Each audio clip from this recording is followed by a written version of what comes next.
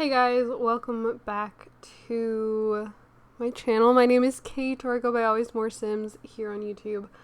And today we are building another one of Wade's houses. My last speed build, I believe, was building the house that we were counting as Wade's starter home. However, this is the house that I eventually intend for him to move into. This house is called the Stack, which is inspired by Ready Player One. This house, if you don't know, Wade is a sim from my FEG challenge, which stands for every generation there's a genre. It stands for that. It's currently not up on it is on the channel, but I'm not currently recording it. I am in The Sims 4 at the moment playing I'm a Lover. To keep myself from getting burnt out every generation, I swap back and forth between The Sims 3 and The Sims 4. So currently we are playing in The Sims 4, but just to make sure that I have Wade's houses ready for him when he needs them when we get back to The Sims 3, I have gone ahead and built both of them. So, his quote-unquote starter house along with this house are both modern homes. Again, I felt like, I don't know, with Wade being based off of more so the movie than the book, Ready Player One, because if you, there's always going to be the debate for those who read books and then watch movie adaptations of the books. There's always going to be those who will say, well, the book is better no matter what. And for the most part, I typically tend to agree with this opinion. However, I did not enjoy the first Ready Player One book. I absolutely despised the second book, Ready Player Two, to the point that I've actually wiped it from my memory. I don't remember much of what happens. I just remember hating it and wishing it was over. And the first book really felt very drawn out to me. However, I absolutely love the movie. I love 80s references, 80s themes, and so I find the movie a lot of fun. So, anyways, the movie, I'm going to basically reference the movie more so than anything. But Ready Player One is set in Columbus, Ohio in the future. And while the future is kind of, the real world has kind of gone to the dogs, a majority of humanity lives within what is called the Oasis, which is this virtual reality. And so I was like, okay, we're gonna make things modern. We're gonna keep things new, 'cause I can't see Wade living in, some suburban home. So we have a modern house. I don't like this house as much. I was building it, and at first I was like, yeah, I kind of like it. I think modern houses are kind of fun. Definitely different than what I normally do. But I don't like it as much as the house that we are currently living in the challenge, which is his father Reed's house. It is also a modern style home. I really like that house. I think that house turned out so good. This house was just kind of, eh. I don't hate it.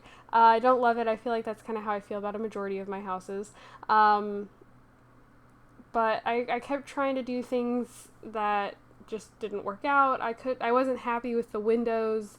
It is kind of, that house, the way that I put a beam under the fact that it just kind of overhangs there. We've got Gingham Gardens next door. Gardens. What is it? It's got gingham in it. The house next door is probably one of my favorite suburban houses I think I've built. Maybe it is Gingham Gardens, because there's a garden in the back. Anyways, what was I saying? I don't know. This house, I will say, has 3 bedrooms, a nursery, which I did not decorate, 3 full bathrooms, and then 2 half baths. And then there's this upstairs space, which is just really long and really awkward, and I didn't know what I wanted to do with it, so I just left it blank for now. I'm hoping that either Wade, or his future partner, or his kids, that we will find a use for the space upstairs. But as of this moment, I didn't know what to put up there, so I just didn't put anything up there. And again, it's a really odd room, very difficult to fill properly, again, because of its shape. And then the stairwell was originally supposed to go to a different location, and I didn't end up putting it where I originally was going to put it. And so now, like, the staircase is just kind of randomly it's still up against a wall, but it's also like halfway through the room, and I don't know, it was kind of odd. So yeah, let's see, it's one of those things that I was like, oh, I have this, and I wish I had like a speed build right now that I could talk about this, and I don't remember what I wanted to talk about. I just had foster puppies. That's exciting. They went back today. I'm recording this the night before this video goes up. So yesterday, I had 4. We were told they were Shepherd Beagle mixes, but there is no way that those dogs were Beagle. They were roughly 10 weeks old and quite big. I took 4 of them. Actually, that was the whole litter. I took all 4. They have, spent, before coming to me a week ago, had spent a majority of their life in a yard, with next to no socialization. So they had absolutely no interest in myself, in anybody. They were curious about me, but they didn't seek attention from me. Who they wanted was Hudson. They wanted my dog, and there was 3 girls and a boy, and the little boy looked exactly like Hudson, and my brother kept calling this little boy Lil Huddy, which really annoyed me because I don't like Lil Huddy, the artist. I'm not a fan, so I was like, please stop calling him that. However, it was rather fitting because this little dog, looked exactly like a miniature version of Hudson. And we called Hudson Mama Hen because if he heard them crying, he immediately wanted to know what was going on and where they were, and he would play outside with them for like hours, and they went where he went where they went. It was so cute. I could sit there and watch them for hours. Like, they were adorable. So yeah, their names were Adrius, again, was a little boy. The shelter named them. They were going with unique A names is what they told me. So the little boy was Adrius. The most outgoing of the girls, also the smallest of the litter, was named Astoria, Astoria. She and one of her sisters looked very husky, and they had kind of like this odd, like, husky undercoat feeling fur. So I get the feeling there's some husky in there. Anyway, so there was Astoria. The one that looked the most like she looked like a little red husky, was Azley, Azley. I called her my razzle dazzle. And Story was called Storybook. Because heaven forbid I call the dogs by their actual names, And then the last girl, who was the little protector, borderline bully of the pack, was Ada, just ADA. And she was probably the most interesting of the 4. She liked to gurr at me. But it wasn't like in a threatening way. She would grr at me while her tail was wagging. So I'm like, okay, is that just the only way she knows to like communicate? She and the boy would partner up. The boy was very shy. And so I feel like he kind of Ada was kind of enabling him, I guess you could say. And I really hoped that when I took them back, they wouldn't be put in a kennel together, and they were the two that were partner up. I'm like, he needs to learn to like come out of his shell. So I was really hoping he'd be put with with Astoria, because Astoria was, again, the most outgoing of the four. And then Asley she just kind of went with the flow. Like, if everybody else was scared, Asley was scared. And if everybody else if the pack was happy, Asley was happy. Like, it was very much pack mentality. But I only had them so that they could have surgery, and because our puppy kennels were full, so I only had them for 8 days. I had them for a week and 1 day. So there's that. Let's see what else. I was sick. I've been sick like 2 different times in the last month or so. I had this like really bad cough a couple weeks ago, and then that went away, and then like a week later I got this like god-awful sinus infection, which then like the pressure finally went down like from under my eyes, and then it moved into my ears, and it felt like I was wearing like heavy duty headphones, like noise canceling headphones. I could not hear out of my left ear. It was extremely muffled. It was really bad. And then I'm just kind of dealing with the aftermath, like the phlegm, cough, drainage crap that comes from that. So, let's see what else.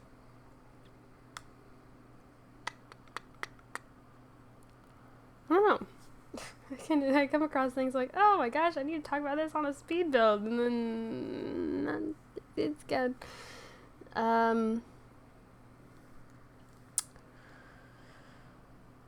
Does anyone here listen to Melanie Martinez? Am I alone in this? I would like to think that I am not.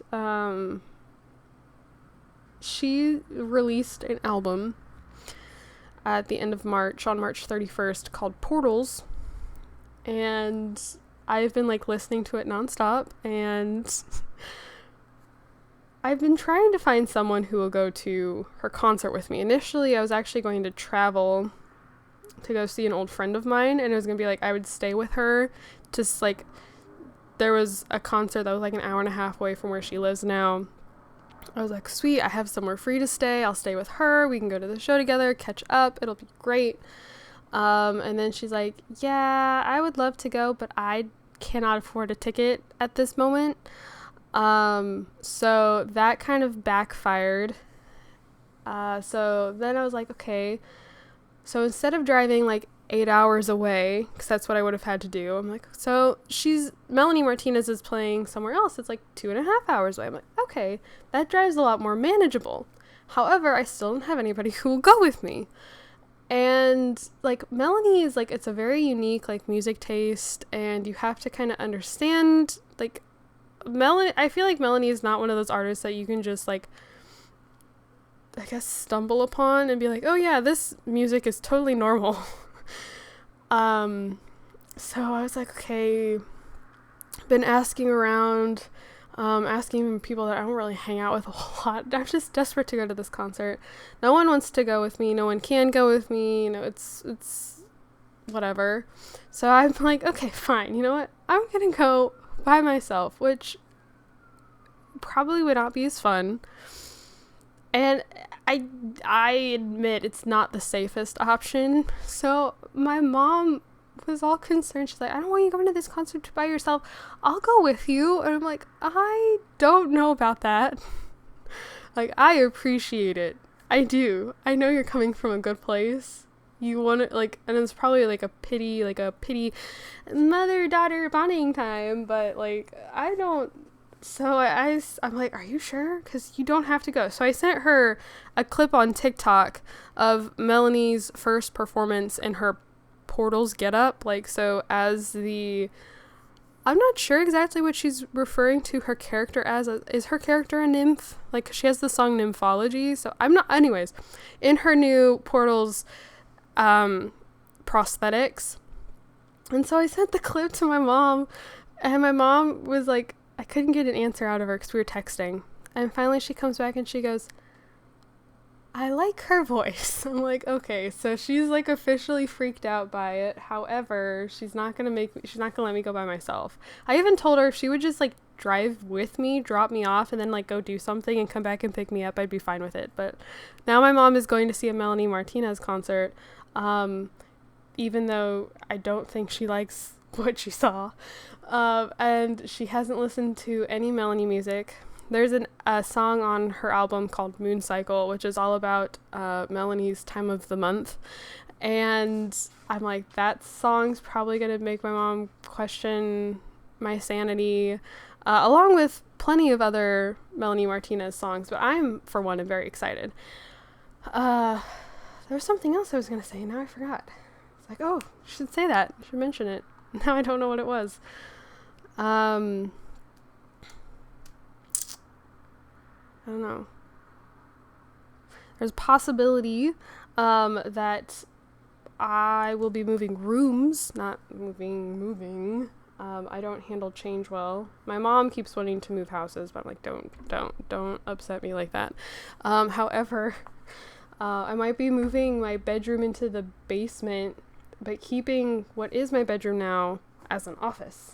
Which I'm like, oh, that'd be so nice. That'd be so exciting. I could get a bigger desk, all that stuff. Oh, nope, I lost it. Oh, Alice Asylum. I was going to talk about Alice Asylum, but I don't have time for that because now we're at the end of the video. We're going through screenshots. This house is down in the description. If you would like to download it, feel free to do so. I would really appreciate it. Just, don't be taking credit for it or, whatever. And yeah, thank you guys so much for watching. I will see you guys all in my next video. Bye, guys.